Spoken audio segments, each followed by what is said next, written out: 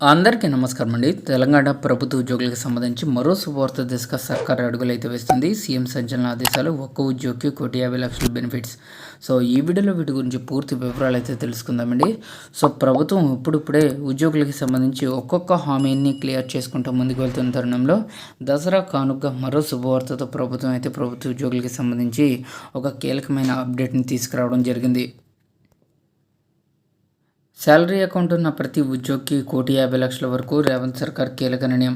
So Telangana రాష్ట్ర ప్రభుత్వ ఉద్యోగుల కుటుంబాలకు బాసటగా నిలిచేందుకు రేవంత్ సర్కార్ మరో కీలక నిర్ణయం దిశగా అడుగులు వేస్తుంది. రికార్డు స్థాయిలో ప్రమాద బీమా పథకాన్ని అమలు చేయడానికి ప్రభుత్వం కసరత్తు చేస్తుంది. ప్రభుత్వ ఉద్యోగులకి సంబంధించి 1,25,00,000 నుంచి 1,50,00,000 వరకు ప్రమాద బీమా సౌకర్యాన్ని కల్పించాలని రాష్ట్ర ఆర్థిక శాఖ వివిధ బ్యాంకులతో చర్చలు జరుపుతుంది. శాలరీ అకౌంట్ ఉన్న ప్రతి ప్రభుత్వ ఉద్యోగికి కూడా దేశంలోనే అత్యుత్తమ ప్రమాద ఆరోగ్య బీమా సౌకర్యాలు అందించాలని ప్రభుత్వం డిసైడ్ అయింది.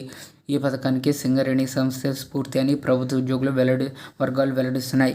సింగరేణి ఉద్యోగులు, కార్మికులు ప్రమాదంలో మరణిస్తే వారి కుటుంబానికి ₹1,00,00,000 బీమా వచ్చేలా ఆ సంస్థ పలు బ్యాంకులతో ఒప్పందాలు చేసుకుంది. ఈ పథకాన్ని చూసి కేంద్ర బొగ్గు శాఖ కూడా ప్రేరణ పొంది దేశంలోనే అతిపెద్ద బొగ్గు కంపెనీ అయిన కోల్ ఇండియాలో ఇలాంటి పథకాన్ని అమలు చేయడానికి శ్రీకారం చుట్టింది. ప్రస్తుతం ఎస్బీఐలో శాలరీ ఖాతా ఉన్న కేంద్ర ప్రభుత్వ ఉద్యోగులకు కొన్ని ప్రయోజనాలు అందుతున్నాయి. ప్రమాదంలో ఉద్యోగి మరణిస్తే కుటుంబానికి ₹1,00,00,000 బీమా లభిస్తుంది. విమాన ప్రమాదంలో మరణిస్తే ₹1,60,00,000 బీమాతో పాటుగా రూపే డెబిట్ కార్డు ఉంటే అదనంగా మరో ₹1,00,00,000 చెల్లిస్తారు. ఇక శాశ్వత వైకల్యం సంభవిస్తే ₹1,00,00,000, సహజ మరణం అయితే ₹10,00,000 లభిస్తాయి. ఇక నెలకు 2,495 ప్రీమియం చెల్లిస్తే గరిష్టంగా ₹30,00,000 వరకు హెల్త్ బీమా సౌకర్యం ఉంటుంది. సంవత్సరానికి ఒకసారి ఉచిత ఆరోగ్య పరీక్షలు చేసుకునే అవకాశం కల్పిస్తున్నారు.